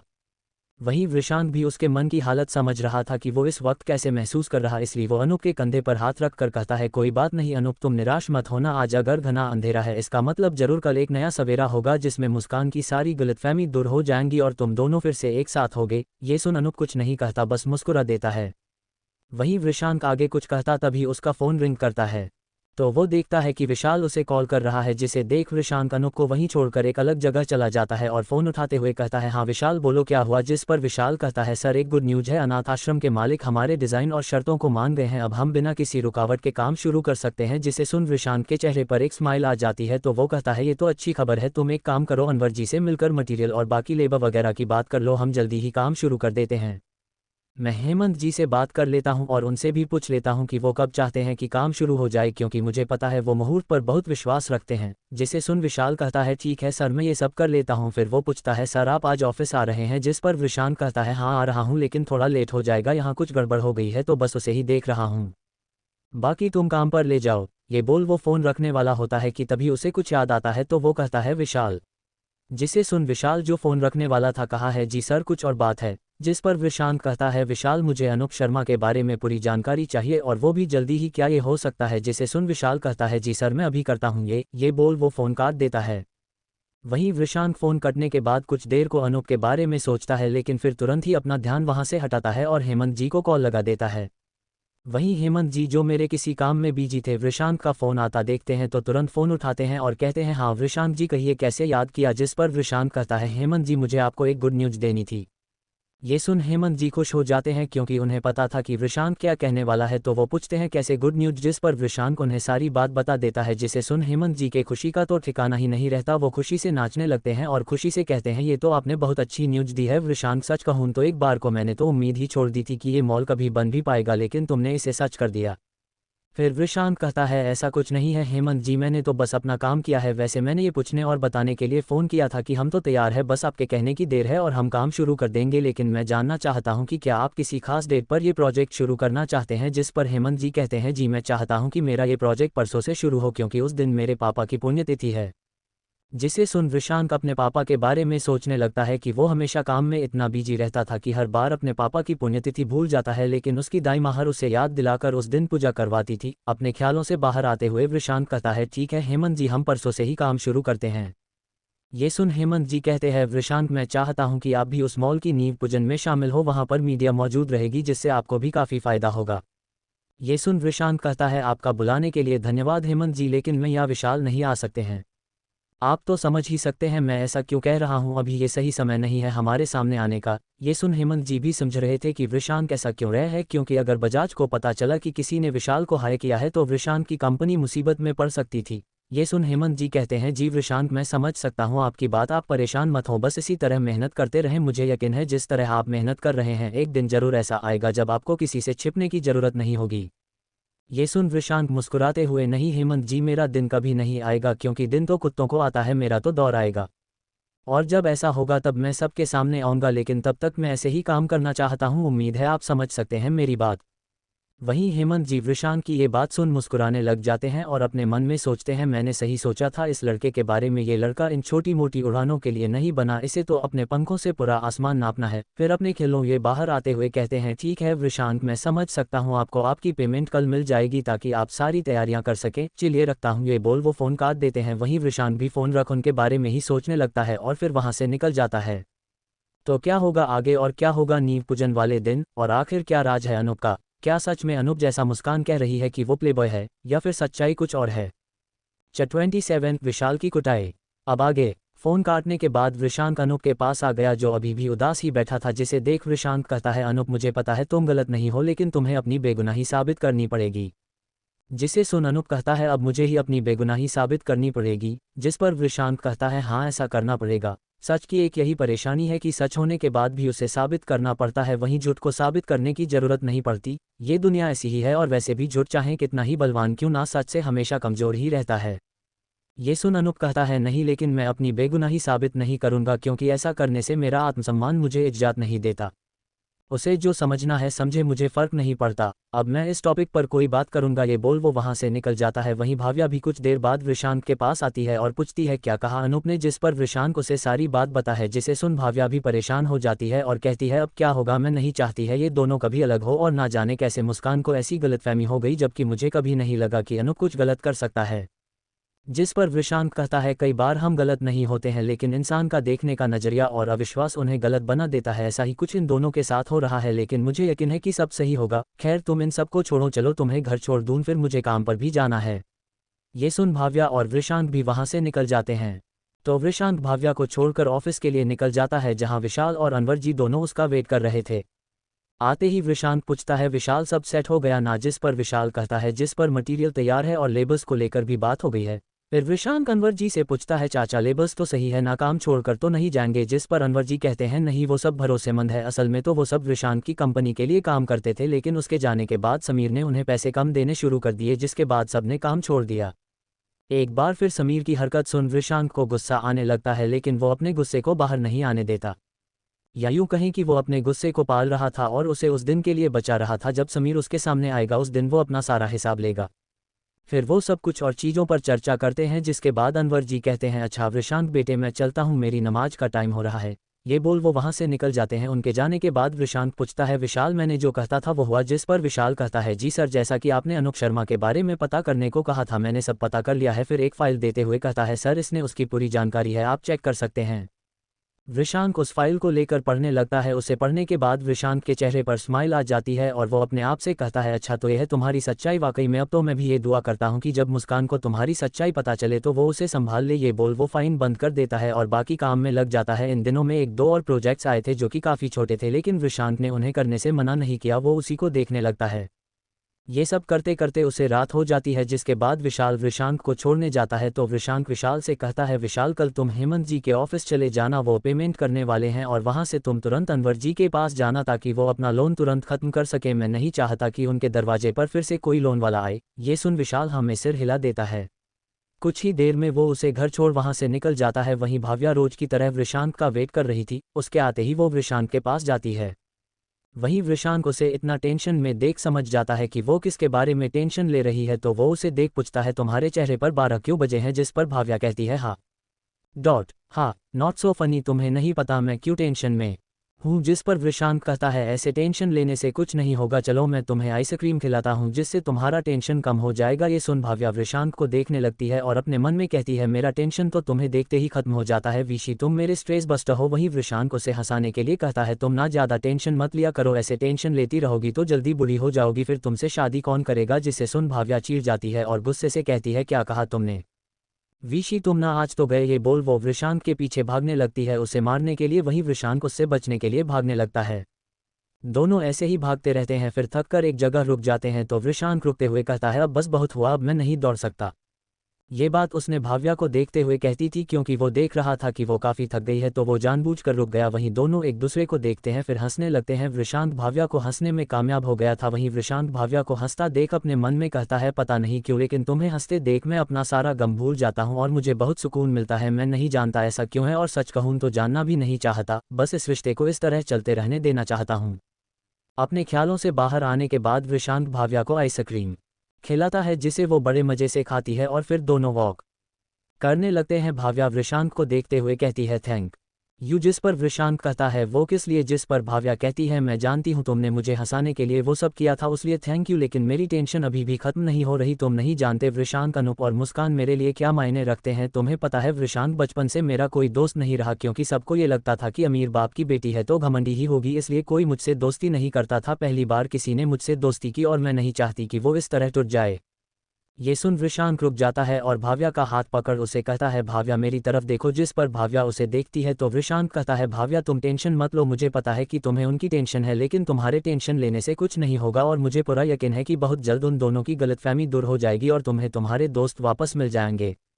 जिसे सुन भाव्या कहता है, और अगर ऐसा नहीं हुआ तो? ये सुन विशांक कहता है, अगर ऐसा हुआ तो जो सबसे ज़्यादा लॉस में होगा वो मुस्कान होगी, क्योंकि अनूप जैसा लड़का मुस्कान दिया लेकर भी डुलेगी तब भी उसे नहीं मिलेगा। ही इज़ एक रियल जैम।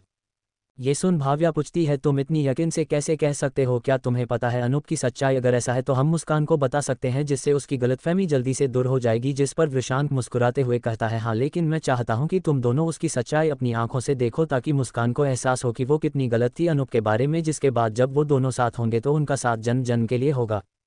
ये सुन भाव्या विशांक को देखने लगती है और अपने मन में सोचती है, क्या हमारा भी साथ जन्मों जन्मों के लिए होगा? दोनों एक दूसरे की आंखों में इतना खो जाते हैं कि उन्हें यह एहसास ही नहीं होता कि वो लोग रोड पर खड़े हैं। उनका ध्यान तब टूटता है जब वहां से गुजरती कार ने हॉर्न मारा, जिसके बाद जाकर उन्हें होश आया और वो दोनों झेपते हुए इधर उधर देखने लगे, जिसके बाद वो दोनों वहां से निकल गए। अगले दिन विशांक के कहे मुताबिक विशाल मिस्टर हेमंत के ऑफिस चला गया, जहां उन्होंने विशाल को उनकी पेमेंट का चेक दिया, जिसके बाद विशाल सीधा अनवर जी के पास गया। दरअसल उनके घर पर आए दिन लोन वसूलने वाले आते रहते थे, जिससे थककर उन्होंने गेट बंद रखना ही सही समझा। विशाल जब उनके घर पहुंचा तो सामने गेट बंद था, जिसे देख वो गेट खटखटाने लगता है, लेकिन कोई दरवाजा खोलने के लिए तैयार नहीं था। ये देख विशाल को कुछ गलत होने का आभास हुआ तो उनके गेट से जल्दी से कूद और अंदर की तरफ बढ़ गया। वो अभी कुछ दूर चला होगा कि किसी ने उसके ऊपर पीछे से कंबल डालकर हमला कर दिया और चिल्लाने लगा, चोर चोर। जिसे सुन अनवर जी और उनका परिवार जल्दी से बाहर आए। वहीं वो इंसान तब तक विशाल को पीटता रहा। ये देख अनवर जी कहते हैं, अरे बेटी रुक जा, मार ही डालेगी क्या उसे। जिस पर आहाना कहती है, नहीं अब्बू ये चोर है, यहाँ गेट कूद कर चोरी करने आया था, इसे तो मैं छोड़ूंगी नहीं। दरअसल वो इंसान और कोई नहीं बल्कि अनवर जी के बेटी आहाना थी, जिसे लगा कि घर में कोई चोर घुस आया है।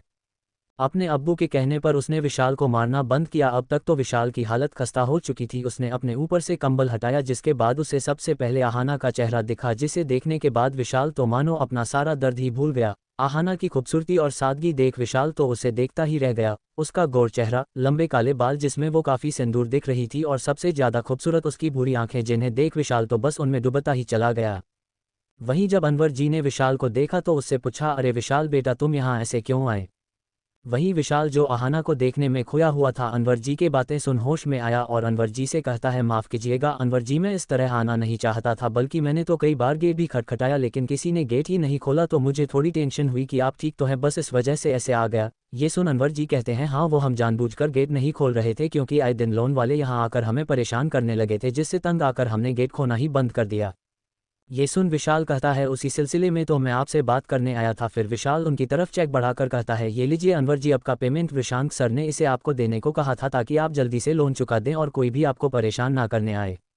वहीं आहाना विशाल के बारे में जानकर अपने आप को काफ़ी गिल्टी फील कर रही थी कि उसे बिना सच्चाई जाने इतना मार दिया। वो जल्दी से अनवर जी के पीछे छिप गई ताकि विशाल उसे ना देख पाए, लेकिन विशाल की आंखें तो बस आहाना को ही देखना चाहती थी। वहीं अनवर जी आहाना से कहते हैं, बेटी चलो विशाल जी से माफ़ी मांगो, तुमने इन्हें बिना सच्चाई जाने इतना मारा है। जिसे सुन आहाना अपनी नज़रें झुका लेती है और धीरे से कहती है, हमें माफ़ कर दीजिएगा, हमसे गलती हो गई। वहीं विशाल को तो वो और भी ज़्यादा सुंदर लग रही थी, जिसे देख विशाल कहता है, कोई बात नहीं, बल्कि मुझे खुशी है कि आप और लड़कियों की तरह मुसीबत के वक्त डर नहीं जाती और उसका बिना डरे हिम्मत से सामना करती है। ये सुना आहाना अपनी नज़रें विशाल पर डालती है, लेकिन फिर जल्दी ही अपनी नज़रें नीचे झुका लेती है और वहाँ से निकल जाती है। उसे अच्छा लगा था कि विशाल ने उसे उसकी करनी के लिए डांटा नहीं, बल्कि उसने उसे हिम्मती कहा। वहीं विशाल तो अनवर जी को चेक देकर वहां से निकल गया, लेकिन शायद जाते जाते विशाल ने अपना दिल भी वहीं छोड़ दिया, जो अब शायद आहाना के पास था। देखते हैं क्या होगा इनका अंजाम। 28 पहली कामयाबी। अब आगे। विशाल वहां से तो निकल गया था, लेकिन आहाना उसके ख्यालों में बस चुकी थी। उसे याद करता हुआ वो मुस्कुराए जा रहा था और अपने मन में कहता है, ये कैसी फीलिंग है जो मुझे आहाना को देखने से हुई, क्या इसे ही फर्स्ट साइट वाला प्यार कहते हैं, पता नहीं, लेकिन जो भी, इस वक्त मैं बिना इस चीज़ की परवाह किए बस इस फीलिंग को जीना चाहता हूँ। ये बोल वो मुस्कुराते हुए वहां से निकल जाता है। वहीं सब कुछ रेडी था। रात में विशांत को नींद ही नहीं आ रही थी। वो कल के बारे में सोच रहा था। जब उसे नहीं रहा गया तो वो खिड़की के पास आकर खड़ा हो गया और अपने आप से बातें करते हुए कहने लगा, कल से मेरी इसी जर्नी का पहला कदम पड़ने वाला है। इस जन्म में पिछली वाली गलतियों को नहीं दोहराना चाहता। ये बोल वो अपने पिछले जन्म में हुए उसके साथ अन्याय को याद करने लगता है, जिसे याद कर उसके चेहरे पर गुस्से के भाव आ जाते हैं और वो गुस्से में कहता है, बस कुछ दिन और आराम की जिंदगी जी लो तुम लोग, क्योंकि उसके बाद तुम लोग चाह कर भी आराम नहीं कर पाओगे। तुम्हें तो मैं वो दर्द दूंगा कि तुम रोना भी चाहोगे तो तुम्हारे आंसू नहीं निकलेंगे।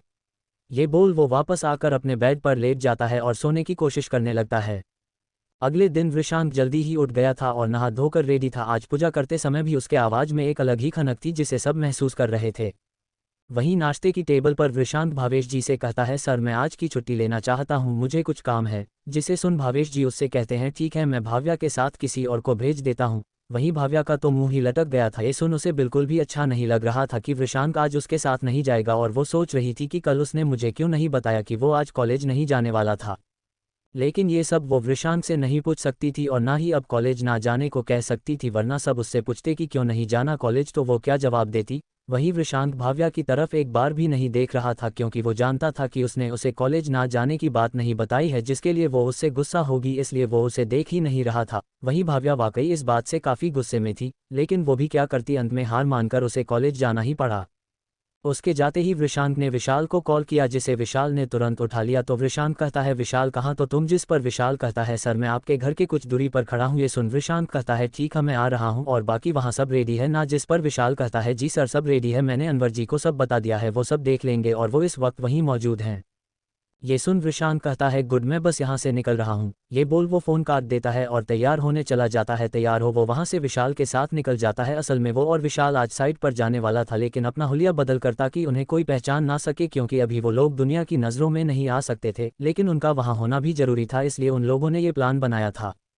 कुछ ही देर में वो लोग वहां पहुंच गए थे और वहां का नज़ारा देख वो लोग तो हैरान ही रह गए थे, क्योंकि जितना उन लोगों ने सोचा था कि ये काफ़ी बड़ी न्यूज बनेगी, उससे कहीं ज़्यादा बड़ी न्यूज बन गई थी। ऊपर से अनाथ आश्रम के बच्चों की मौजूदगी उसे और ज़्यादा पब्लिसिटी दिला रही थी। विशांक और विशाल दोनों ये देख काफ़ी खुश थे। विशाल विशांक से बोलता है सर, हमारी उम्मीद से ज़्यादा कवरेज मिल रहा है, ये खुशी की बात है। जिससे सुन विशांक कहता है हाँ, मुझे भी इतनी उम्मीद नहीं थी। खैर ये अच्छा ही है, इससे हमें भी काफ़ी फ़ायदा होगा।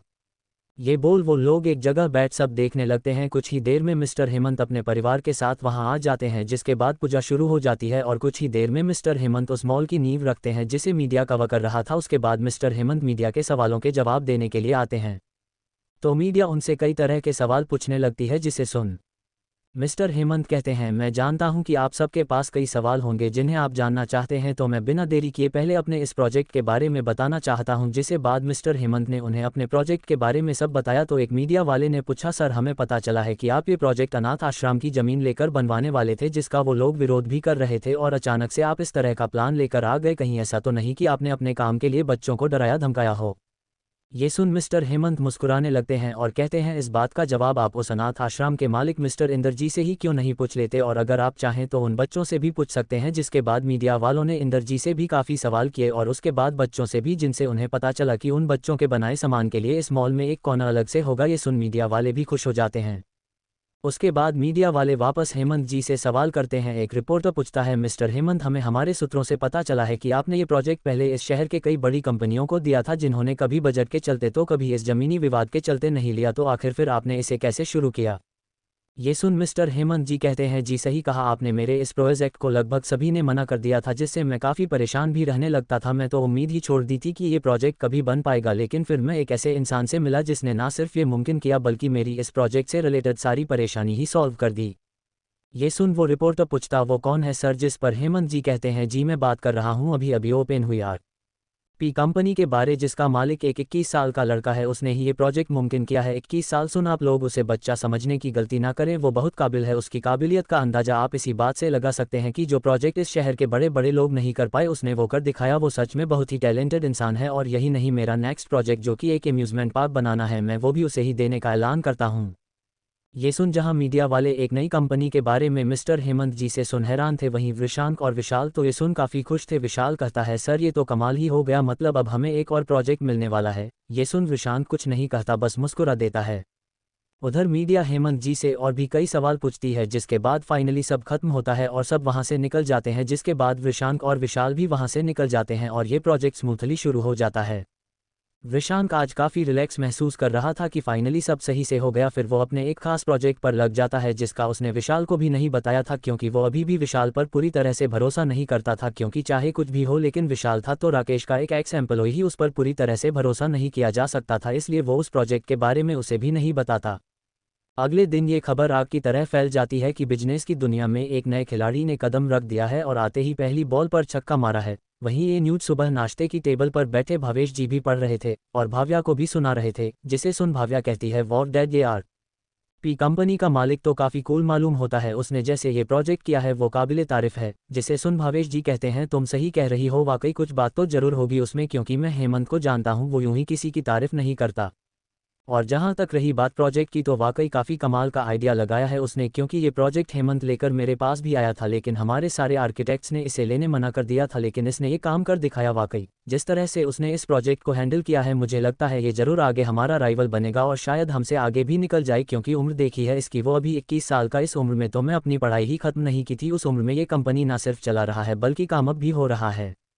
वहीं बैठा विशांक के सुन मन ही मन मुस्कुरा रहा था और उसे इस बात की खुशी थी कि भावेश प्रजापति जिसे इंसान भी उसे अपना राइवल मान रहे हैं। अब आगे आने वाले समय में क्या होगा ये तो वक्त ही बता सकता है।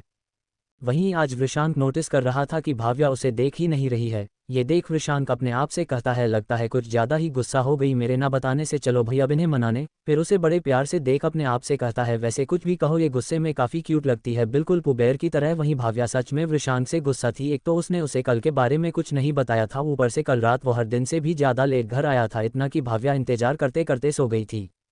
29 एक और गलतफहमी।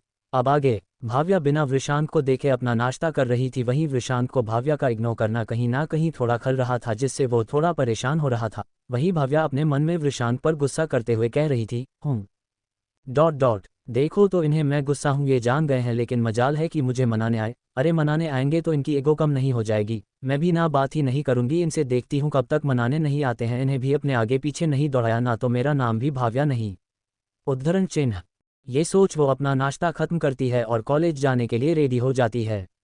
वहीं वृषांक भी उससे बात करने के लिए आगे बढ़ता है तो भाव्या उसे अनदेखा कर देती है और कार में बैठ जाती है। ये देख वृषांक को बहुत बुरा लगता है, लेकिन फिर भी वो हार नहीं मानता और जाकर कार में बैठ जाता है। पूरे रास्ते भाव्या कार से बाहर देख रही थी, उसने वृषांक को एक बार भी नहीं देखा था, जिसे वृषांक नोटिस कर रहा था। वो जब भी बात करने के लिए कुछ कहता भाव्या उसका कोई जवाब नहीं देती। कुछ देर में कॉलेज आ गया था। वृषांक कुछ दूर पहले ही उतर जाता है। वहीं भाव्या जो अब कार में अकेली थी सोचती है, कहीं मैं ज़्यादा तो नहीं कर रही हूँ, ठीक है ऐसा करती हूँ, अब इग्नोर नहीं करूँगी, लेकिन माफ़ अभी नहीं करूँगी, पहले थोड़ा मनाने तो दो। ये सोच वो मुस्कुराने लगती है। कॉलेज पहुंच वो लोग सीधा क्लास में चले जाते हैं, जहां आज पहली बार भाव्या और मुस्कान के साथ अनूप नहीं बैठा था। वो सबसे पीछे जाकर बैठा था। ये देख भाव्या और वृषांक को बुरा लग रहा था तो वृषांक भी उसका साथ देने के लिए उसके पास ही बैठ गया। वहीं मुस्कान ऐसा दिखा रही थी कि उसे कोई फर्क नहीं पड़ा, लेकिन अंदर ही अंदर वो भी काफ़ी दुखी थी, क्योंकि कहीं ना कहीं वो भी अनूप को पसंद तो करती ही थी, लेकिन अपने पास्ट के वजह से वो अनूप को अपना नहीं पा रही थी। क्लास खत्म होने के बाद भाव्या और मुस्कान कैंटीन चले जाते हैं। वहीं अनूप आज कैंटीन ना जाकर अलग कहीं चला जाता है। मुस्कान अनूप को ना देख परेशान तो थी, लेकिन वो दिखा नहीं रही थी। वहीं भाव्या वृषांक और अनूप दोनों को कैंटीन में ना देख सोचती है, ये दोनों कहाँ रह गए, जाकर देखती हूँ। ये बोल वो मुस्कान को आती हूँ बोल वृषांक को देखने चली जाती है। उधर अनूप के चले जाने के बाद वृषांक भी कैंटीन जाने की तैयारी कर रहा था कि तभी रिया उसके पास आ गई। दरअसल रिया वृषांक को लाइक करने लगी थी और उसे अकेले मिलने के बहाने ढूंढने लगती थी। आज वृषांक उसे अकेला दिखा तो उसे ये सही मौका लगा बात करने को, तो एक सवाल लेकर पहुंच गई वृषांक के पास और बड़े ही मासूम बनते हुए कहती है, वृषांक क्या तुम मेरी एक प्रॉब्लम सॉल्व करने में मदद कर सकते हो? ये बोल वो वृषांक की सीट की तरफ झुकने लगी ताकि वो उसे सेड्यूस कर सके। वहीं इस बात से बैकबर्ड वृषांक उससे वो सवाल लेकर सॉल्व करने में लग जाता है। वहीं ये देख रिया उसके और पास जाने लगती है। कुछ ही मिनट में जब वो सवाल हल हो जाता है तो वृषांक अपना सिर उठाकर देखता है तो रिया उसके बहुत पास खड़ी थी। इतना कि अगर वृषांक अब जरा भी हिलता तो उनका किस होने से कोई रोक नहीं सकता था। और तभी वहां भाव्या आ जाती है और सामने चल रहे दृश्य को देखकर हैरान रह जाती है और वहीं खड़ी रह जाती है। वहीं दूसरी तरफ उन दोनों की पोजीशन ऐसी थी कि अगर कोई उन्हें सामने से देख तो उसे लगेगा कि वो दोनों किस कर रहे हैं। ये सब देख भाव्या का तो दिल ही टूट जाता है और ना चाहते हुए भी उसके आंसू निकल जाते हैं और उसके हाथ से उसकी बुक छूट जाती है, जिसकी आवाज़ सुन वृषांक सामने देखता है तो सामने भाव्या खड़ी थी जिसके आंखों में आंसू थे। ये देख वृषांक को समझने में देर नहीं लगती कि भाव्या क्या सोच बैठी। वहीं ये सब देखने के बाद भाव्या का वहां सांस लेना भी मुश्किल हो रहा था। वो जल्दी से वहां से निकल गई। वहीं उसे जाता देख वृषांक भी उसके पीछे जाने लगता है तो रिया उसके पीछे से हग करते हुए कहती है, वृषांक मैं तुमसे बहुत प्यार करती हूँ, प्लीज़ मुझे यूं इस तरह छोड़कर मत जाओ। ये सुन वृषांक का गुस्सा तो आपे से बाहर हो जाता है। वो रिया को पीछे धकेलते हुए गुस्से से कहता है, ये तुम क्या कह रही हो, मैंने तुम्हें कभी उस नज़र से नहीं देखा। फिर वहां से जाते हुए कहता है, ये तुमने ठीक नहीं किया रिया, आगे से मेरे सामने मत आना वरना मैं भूल जाऊंगा कि तुम एक लड़की हो। उद्धरण चिन्ह। ये बोल वो वहां से निकल जाता है। वहीं भाव्या अपने टूटे दिल के साथ वहां से भाग जाती है और एक शांत जगह आकर रुक जाती है और जो अब तक उसने अपने आप को संभाला हुआ था अब वो टूटकर रोने लगती है। उसके दिल में आज एक अनकहा लेकिन तेज दर्द महसूस हो रहा था। उसने अभी अभी वृषांक अच्छा लगने लगा था और इतनी जल्दी उसका भ्रम टूट जाएगी उसने सोचा नहीं था। वो जोर जोर से रोते हुए चिल्लाने लगती है, क्यों विशी, क्यों किया तुमने ऐसा, क्या मिला तुम्हें मेरी फीलिंग्स के साथ खेलकर? मैं तुम्हें कभी माफ़ नहीं करूंगी इसके लिए विशी, कभी नहीं।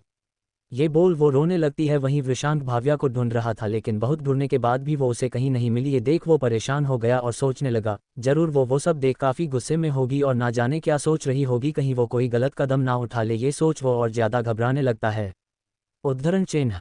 वो ड्राइवर अंकल को कॉल करने की सोचता कि कहीं वो घर ना निकल गई है। ये सोच वो जैसे ही फ़ोन करने जाता है तो उसका फ़ोन बज जाता है। वो देखता है कि विशाल कॉल कर रहा था। वो फ़ोन उठाकर पूछता है, हाँ विशाल बोलो। जिस पर विशाल कहता है, सर आप जल्दी से ऑफिस आ जाए, हमें 2 और प्रोजेक्ट के लिए कॉल आई है और हमें वहाँ जाना है। ये सुन विशांत कहता है, ठीक है मैं आता हूँ। ये बोल वो फ़ोन रख तुरंत ड्राइवर अंकल को कॉल लगाता है। वो फ़ोन उठाते हुए कहते हैं, हाँ बेटा कहो क्या बात है। जिस पर विशांत पूछता, अंकल क्या भाव्या जी आपके पास आई थी। जिस पर ड्राइवर अंकल कहते हैं, हाँ बेटा वो आई थी, कह रही थी उनकी तबीयत कुछ ठीक नहीं है इसलिए वो घर जाना चाहती हैं, इसलिए मैं उन्हें घर ले आया। क्या हुआ, कोई काम था क्या। उद्धरण चिन्ह।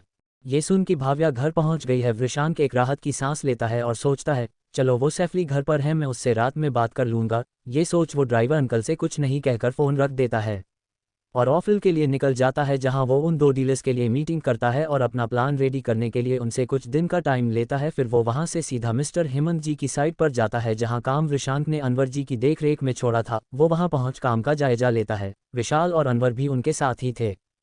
जिसके बाद वो लोग वहां से निकल काम के बारे में डिस्कस कर ही रहे थे कि तभी वहां आहाना आ जाती है अनवर जी के लिए खाना लेकर। उसे देख विशाल के दिल की धड़कनें तो मानो बुलेट ट्रेन से भी ज़्यादा फास्ट हो गई थी और उसके चेहरे पर ना चाहते हुए भी एक मुस्कुराहट आ गई थी। वहीं विशांत आहाना को देखता है तो बहुत खुश होता है, क्योंकि पिछले जन्म में विशांत की कोई बहन नहीं थी तो आहाना ही उसे राखी बांधती थी। तब वो 12वीं में थी और आर्किटेक्चर की पढ़ाई करना चाहती थी।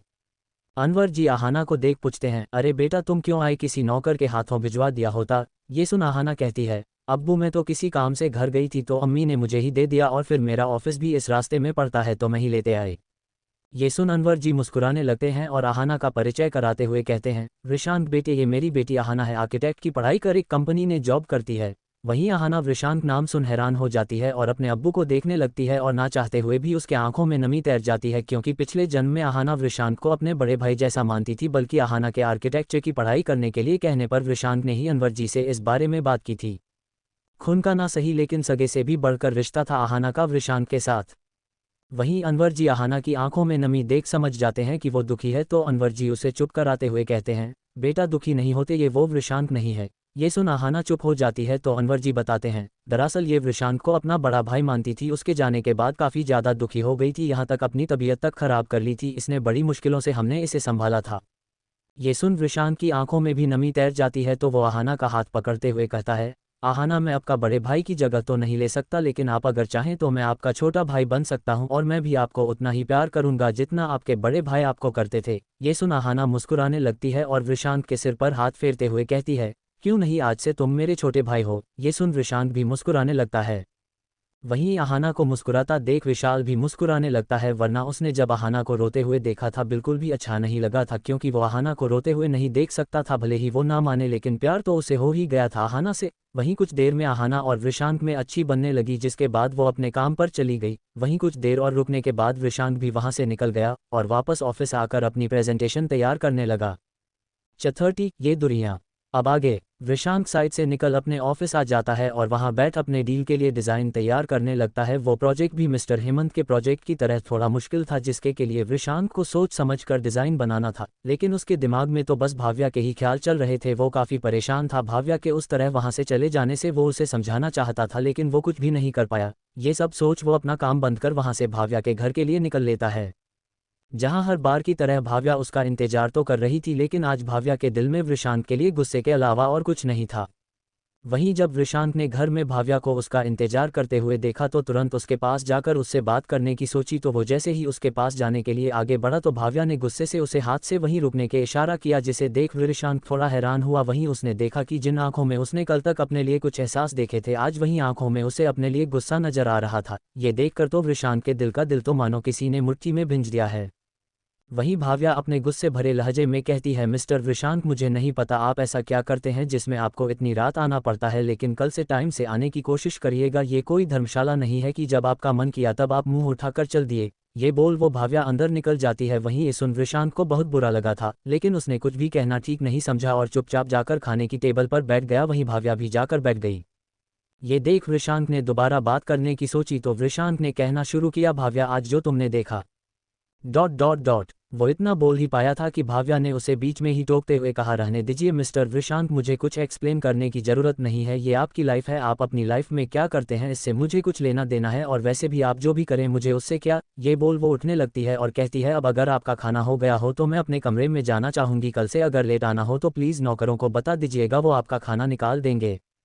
ये बोल वो वहां से जाने लगती है तो वृषांक जल्दी से जाकर भाव्या का हाथ पकड़ लेता है, जिसे देख ना जाने क्या भाव्या के दिमाग में आया, उसने वृषांक को एक थप्पड़ मार दिया, जिसे देख वृषांक के तो तोते ही उड़ गए। उसने ऐसा कुछ होने की उम्मीद नहीं की थी। उसे अब बुरा लगने के साथ साथ गुस्सा भी आने लगा था। वहीं भाव्या तो वैसे ही इस वक्त काफी गुस्से में थी, लेकिन वृषांक का हाथ पकड़ना उसके गुस्से को और भड़का गया।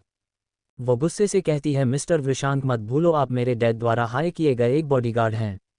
इससे ज़्यादा कुछ नहीं। आपकी हिम्मत भी कैसे हो आई मेरा हाथ पकड़ने की? आगे से ये गलती दोबारा ना हो गार्ड की तरह ही बनकर हो, समझे? ज़्यादा चिपकने की ज़रूरत नहीं है। ये सुनकर तो वृषांक के गुस्से की हद ही पार हो गई, लेकिन उसने अपने आप को किसी तरह शांत किया और कहा, आप सही कर रही हैं मिस भाव्या, मैं एक गार्ड ही हूँ जिसे आपके लिए हायर किया गया है। आई एम सॉरी, क्योंकि एक पल के लिए मुझे लगा था कि मैं आपका दोस्त हूँ और उसी के नाते मैं आपको एक्सप्लेन करने आया था। लेकिन सही कहा आपने कि मैं एक गार्ड हूँ, उससे ज़्यादा कुछ नहीं। तो अब मुझे आपको कुछ भी एक्सप्लेन करने की ज़रूरत नहीं है। थैंक यू मिस भाव्या, मुझे ज़मीन पर लाने के लिए। कल सुबह तैयार रहिएगा कॉलेज जाने के लिए। Good night. मैं ये बोल वो वहां से निकल गया। वहीं भाव्या को भी अपने किए पर काफ़ी पछतावा था। वो अपने कमरे में जाकर बेड पर पड़ गई और जोर जोर से रोने लगी। रोते हुए कहती है, सही तो कहा उसने, उसकी लाइफ में क्या चल रहा है मुझे उससे क्या, उसे कोई ज़रूरत नहीं थी मुझे वो सब एक्सप्लेन करने की। मुझे वो सब देखकर बुरा लगा, क्योंकि कहीं ना कहीं मैं उसे पसंद करने लगी थी, लेकिन इससे उसका तो कोई मतलब नहीं था, उसे तो ये पता भी नहीं था। लेकिन इस दिल का क्या करूं जिसमें वो सब देखकर दर्द हो रहा है? मैं कैसे भूल जाऊं वो सब कि तुम किसी और के साथ। ये बोल वो और जोर से रोने लगी। वहीं वृषांक भी अपने कमरे में गुस्से से आकर बैठ गया और सोचने लगा, मैं तुम्हें अपना दोस्त मानने लगा था भाव्या, इस जन्म में तुम ही वो पहली इंसान थी जिस पर मैंने थोड़ा भरोसा करना शुरू किया था, लेकिन मुझे नहीं पता था तुम भी वैसी ही निकलोगी। मैं तुम्हें ज़्यादा ना सही लेकिन पसंद करने लगा था। अब मैं भी तुम्हारे बारे में नहीं सोचूंगा, अब बस मैं अपने काम पर ही फोकस करूंगा। ये बोल वो सोने चला जाता है। अगले दिन वृषांक की दिनचर्या पूजा से ही शुरू होती है, जिसके बाद वो लोग नाश्ता करते हैं, जहां आज दोनों ही एक दूसरे को नहीं देख रहे थे, लेकिन मन में दोनों के ही एक दूसरे का ख्याल चल रहा था। कुछ देर बाद वृषांक कार के पास भाव्या का वेट कर रहा था, जहां भाव्या के आते ही वृषांक ने भाव्या के लिए एक गार्ड की ही तरह उसके लिए गेट खोला, जिसे देख भाव्या को अपने कल किए गए बिहेवियर पर पछतावा हो रहा था, लेकिन उसने कुछ नहीं कहा और कार में बैठ गई। वहीं आज पहली बार वृषांक भाव्य के बगल में ना बैठ जाकर आगे बैठ गया, जिसे देख ड्राइवर अंकल ने पूछा भी, अरे वृषांक बेटे तुम आगे क्यों बैठे हो? जिस पर वृषांक मुस्कुराते हुए कहता है, कुछ नहीं अंकल, मैं तो बस अपनी सही जगह बैठा हूं, कल तक मैं गलत जगह बैठ रहा था, एक गार्ड को मालिक के बराबर बैठने का अधिकार नहीं है। ये बोल वो आगे कहता है, चलिए अंकल कॉलेज के लिए लेट हो रहा है। वहीं वृषांक की बात सुन भाव्या को बहुत बुरा लग रहा था, लेकिन अपने गुस्से के चलते उसने कुछ नहीं कहा और बाहर देखने लगी।